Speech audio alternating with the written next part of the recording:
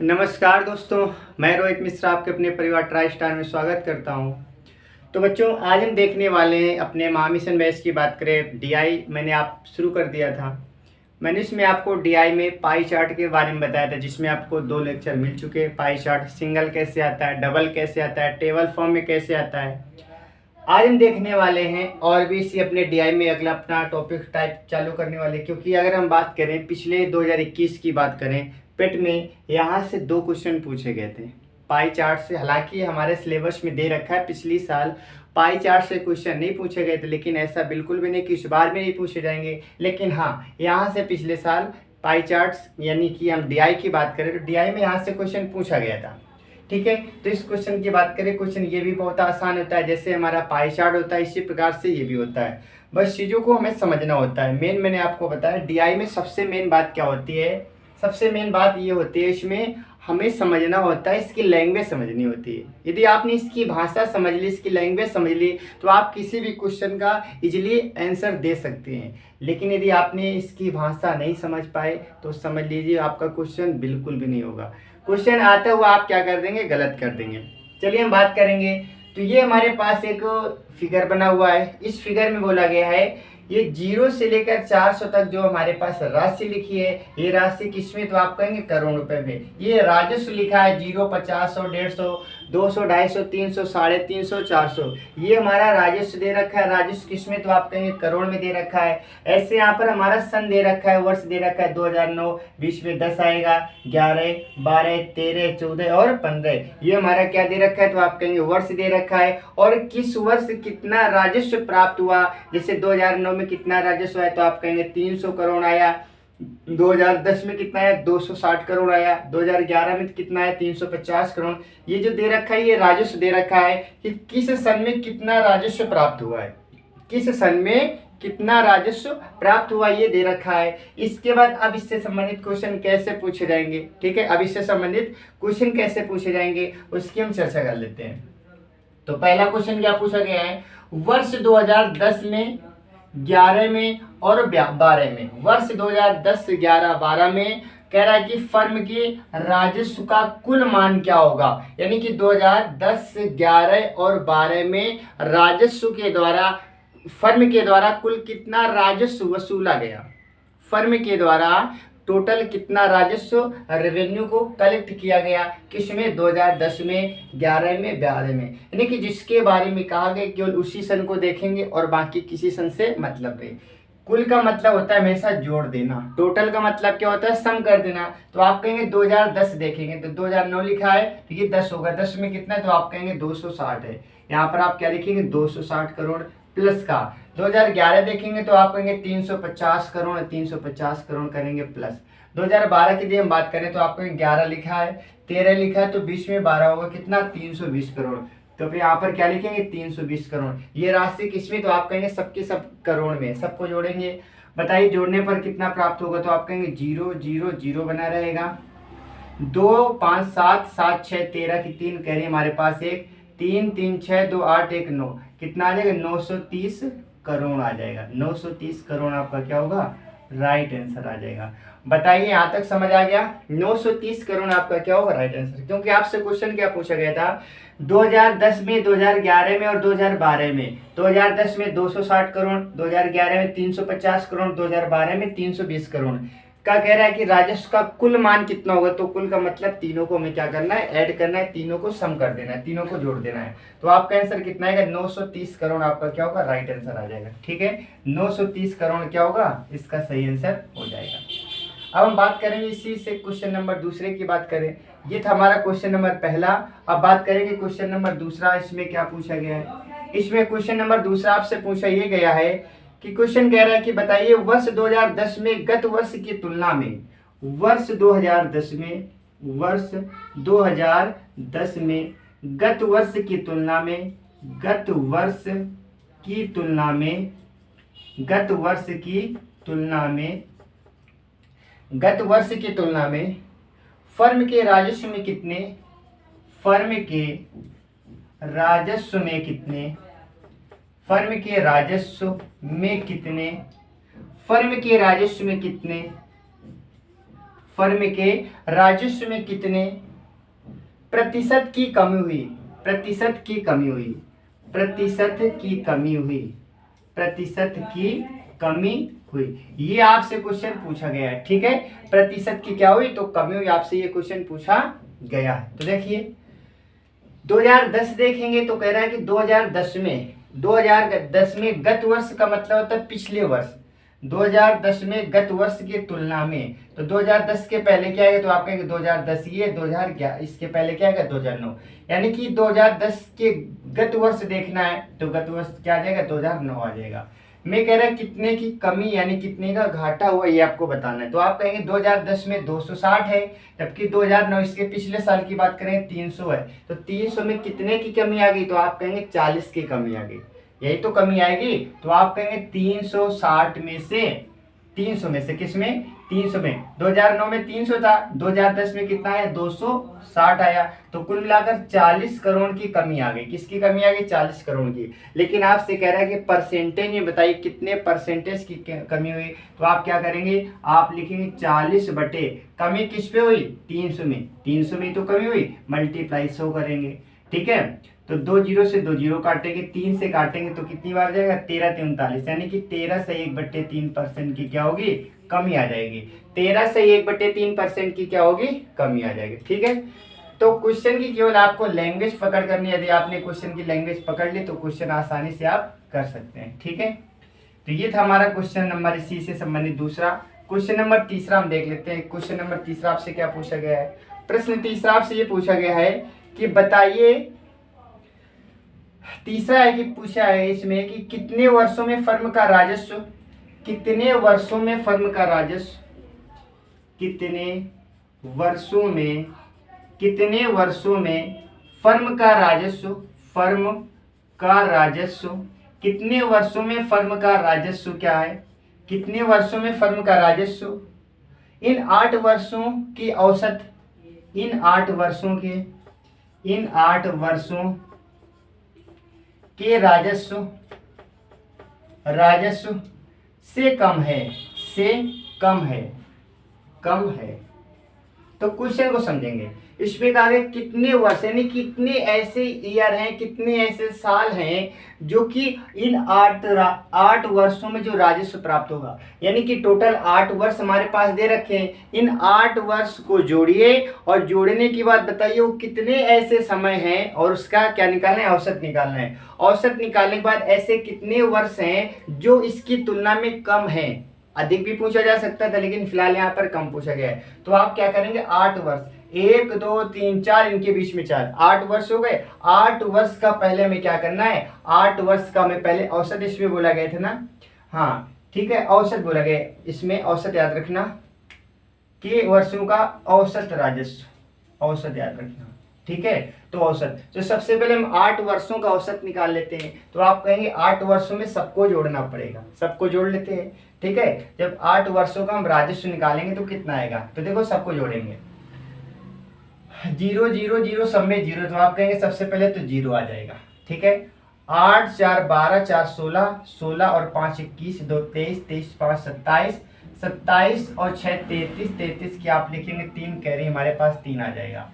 3 2 5 2 7 3 10, 10 2 12, 3 15, 3 18, 18 2 20, 3 23, कितना आ जाएगा, 23 आ जाएगा। यानी कि कुल मिलाकर के अगर हम 8 वर्षों का देखें, 8 वर्षों में राजस्व कितना मिला, 2300 यानी 2330 करोड़ रुपए मिला। लेकिन आपसे कागज का औसत बताइए, औसत के लिए आपको भाग किससे देना पड़ेगा, 8 से भाग देना पड़ेगा। 8 से भाग क्यों देंगे, क्योंकि सन कितने 8 हैं।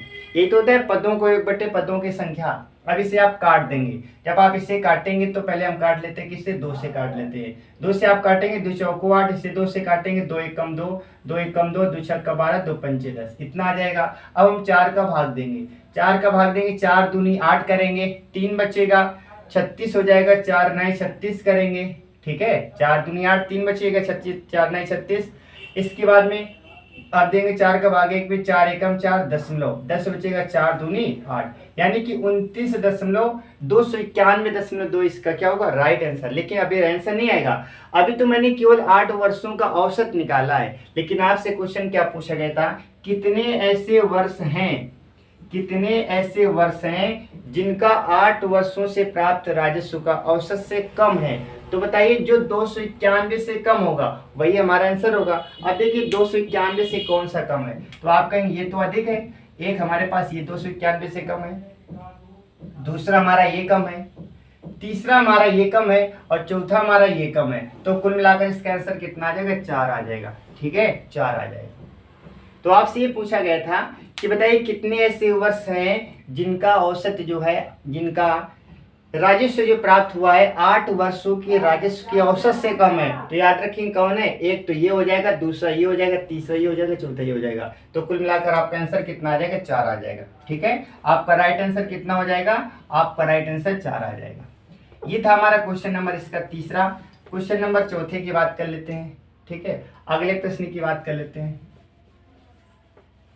अगला प्रश्न इसमें पूछा गया है, किस वर्ष में फर्म के राजस्व में, किस वर्ष में फर्म के राजस्व में, किस वर्ष में, किस वर्ष में फर्म के राजस्व में, फर्म के राजस्व में, फर्म के राजस्व में गत वर्ष की तुलना में, गत वर्ष की तुलना में, गत वर्ष की तुलना में, यानी कि पिछले साल की तुलना में सर्वाधिक प्रतिशत की वृद्धि हुई, सर्वाधिक, सर्वाधिक प्रतिशत की वृद्धि हुई, प्रतिशत की वृद्धि हुई, की वृद्धि हुई। यानी कि आपसे ये पूछा गया है वह कौन सा समय है, वह कौन सा साल है जिसमें पिछले साल की तुलना में देखा गया कि सबसे ज्यादा वृद्धि हुई है। यानी कि जिस साल में हमें सबसे ज्यादा राजस्व प्राप्त होगा पिछले साल की अपेक्षा, तो उसी साल तो वृद्धि होगी। जब हमें राजस्व ज्यादा मिलेगा तो उसमें वृद्धि भी ज्यादा होगी, जाहिर सी बात है। जब राजस्व ज्यादा कलेक्ट करेंगे तो वृद्धि भी ज्यादा होगी। अब बताइए सबसे ज्यादा राजस्व अंतर कहाँ पर है, तो आप कहेंगे यहाँ पर तो कमी हो रही, यहाँ पर तो वृद्धि हो रही। ठीक है, तो पहले तो हमें देख रहे हैं सबसे ज्यादा किसमें वृद्धि। आप इसमें देखेंगे कितने की वृद्धि हो गई, तो आप कहेंगे 40 जोड़ेंगे 300 हो जाएगा 90। यहाँ पर तो 90 की वृद्धि हो रही है, यहाँ पर कितने की वृद्धि हो रही, 90 करोड़ की वृद्धि हो रही। यहाँ पर तो कमी हो रही, यहाँ पर कमी हो रही, यहाँ पर वृद्धि हो रही, कितने की हो रही, तो आप कहेंगे 0 में 0 घटाएंगे 0, 14 में 5 घटा देंगे 9। यहाँ पर 90 की वृद्धि हो रही है। ठीक है, यहाँ पर भी क्या हो रही है, 90 की वृद्धि हो रही है। और इसमें देखेंगे तो आप इसमें कहेंगे 40 की वृद्धि हो रही है, 40 की वृद्धि हो रही है।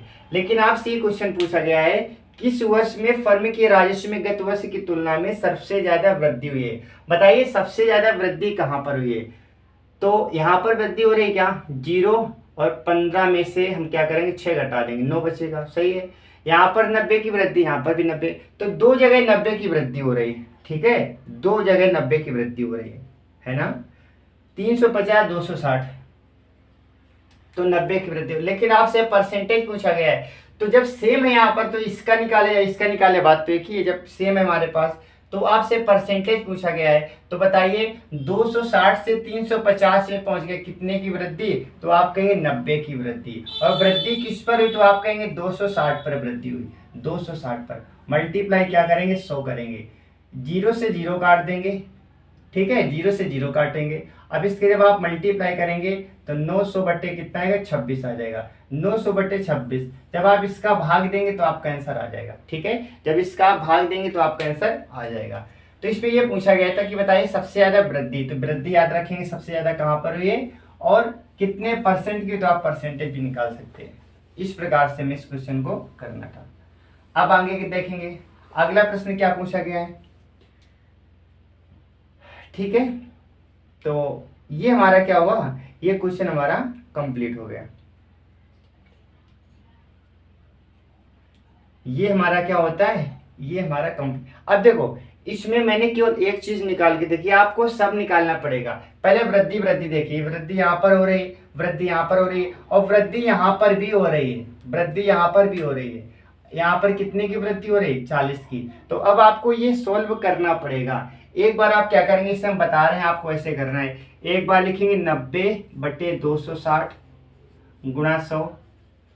यहाँ पर आप क्या लिखेंगे, 90/250 गुणा कितना करेंगे, 100 करेंगे।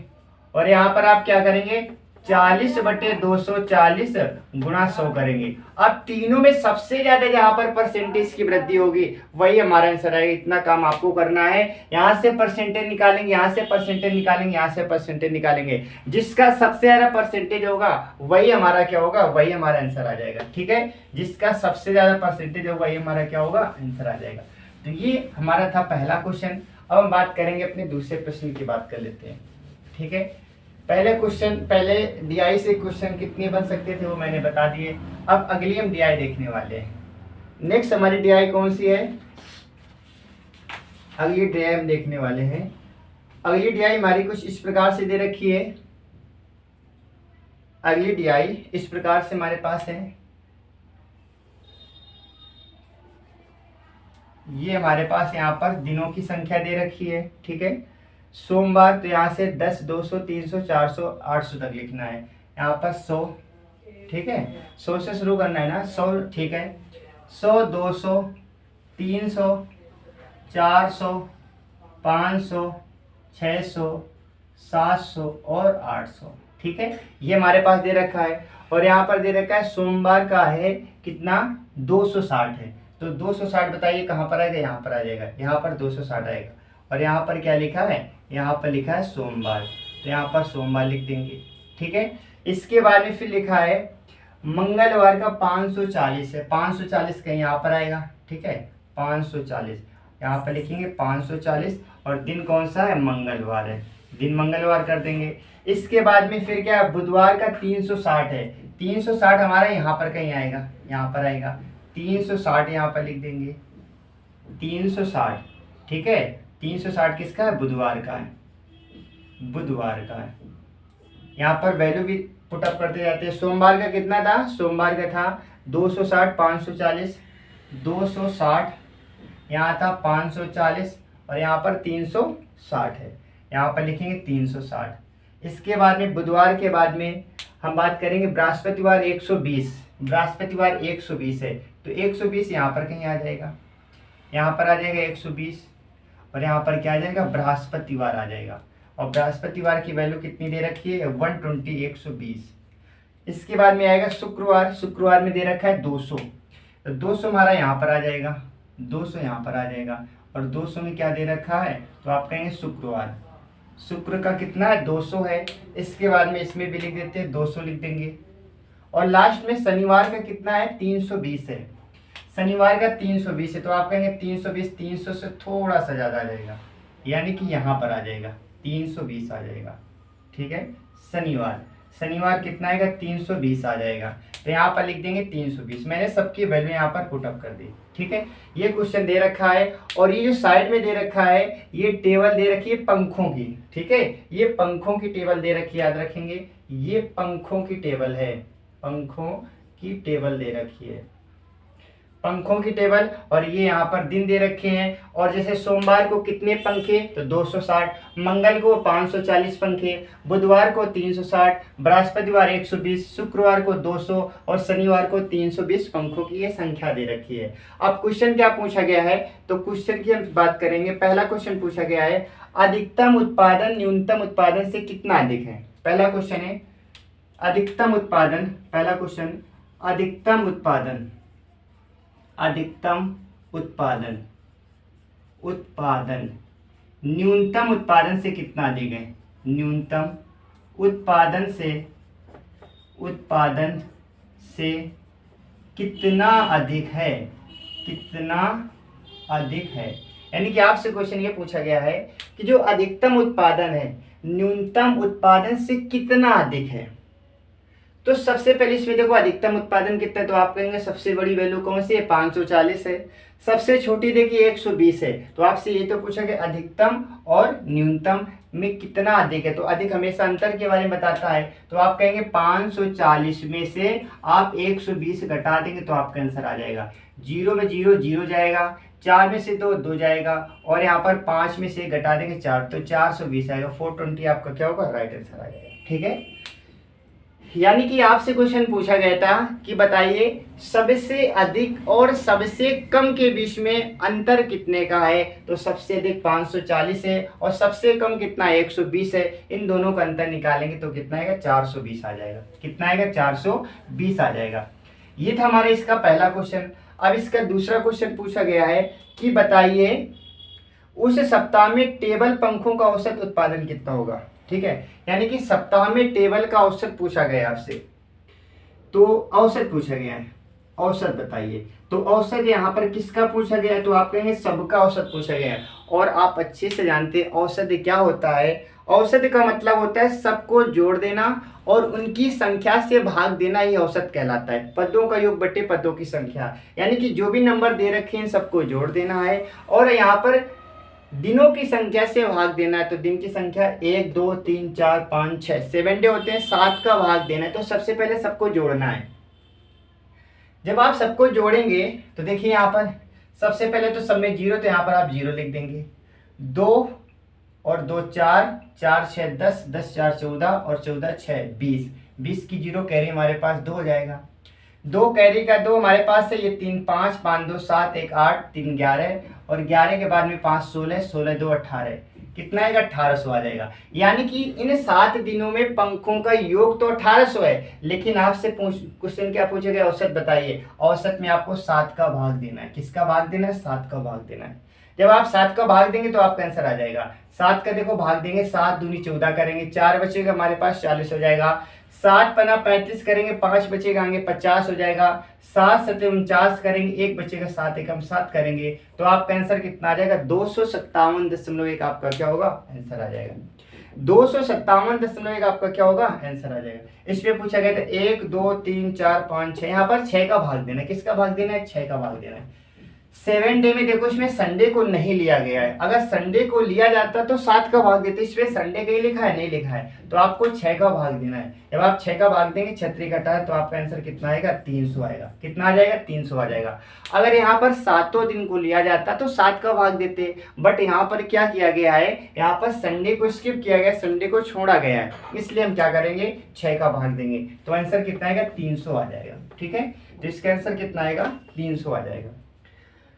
अब हम बात करेंगे अगले क्वेश्चन की, बात कर लेते हैं। इसी में और क्या पूछा गया है, इसमें अगला पूछा गया है कि बताइए फैक्ट्री में सोमवार से बुधवार तक, फैक्ट्री में सोमवार से बुधवार तक, ठीक है, सोमवार से बुधवार तक, सोमवार से बुधवार तक, ठीक है, सोमवार से बुधवार तक कुल उत्पादन और गुरुवार से शनिवार के उत्पादन का अनुपात, यानी कि सोमवार से बुधवार अनुपाते। इसके बाद पूछा गया है कि गुरुवार से शनिवार, गुरुवार प्लस से शनिवार, गुरुवार से शनिवार, यानी कि क्वेश्चन को एक बार समझने का प्रयास करेंगे। क्वेश्चन में ये कहा गया है कि सोमवार से बुधवार तक जो पंखे इनका उत्पादन और गुरुवार से लेकर शनिवार के पंखों के उत्पादन का अनुपात बताना है, रेशियो बताना है। तो पहले सोमवार से बुधवार तक चलेंगे, सोमवार मंगलवार बुधवार, यानी कि इन तीनों को लेना है, इन तीनों को लेना है। जब इन तीनों को आप लेंगे तो कितना आएगा 0 0 0 बना रहेगा। 6 4 10, 10 6 16 कैरी हमारे पास 1, 3 5 8, 8 2 10 11, 1160 आ जाएगा रेशियो। अब यहाँ पर गुरुवार से शनिवार तक चलना है। गुरुवार हमारे पास कहाँ है, तो आप कहेंगे बृहस्पतिवार को गुरुवार कहते हैं, यहाँ से यहाँ तक चलना है। तो आप कहेंगे 0 0 0 बना रहेगा। 2 2 तो 2 2 4 हो जाएगा और 3 2 5 1 6, कितना आ जाएगा 640। 0 से आप 0 काट देंगे, 0 से आप क्या करेंगे 0 काट देंगे। अब इसे हम 2 से काट लेते हैं, 2 से आप काटेंगे 2 पंचे 10 हो जाएगा, 1 2 8 16, यानी कि इसे हम 4 से काट देते हैं। 4 से आप काटेंगे तो 4 दूनी 8, 4 9 36 और 4 से काटेंगे तो 16 चौको 64, है ना, 16 चौको 64। तो आपका आंसर कितना आएगा, आपका आंसर आ जाएगा 29:16। 29:16 क्या होगा, इसका बिल्कुल सही आंसर हो जाएगा। तो याद रखना 29:16 इसका क्या होगा, राइट आंसर हो जाएगा। ठीक है, चलिए इसके बाद देख लेते हैं, अगले प्रश्न की बात कर लेते हैं। हालांकि आपको समझ आ गया होगा। अगला प्रश्न आपसे पूछा गया है कि सोमवार और मंगलवार के टेबल का औसत बताइए, यानी कि सोमवार से मंगल का औसत पहले निकालना है।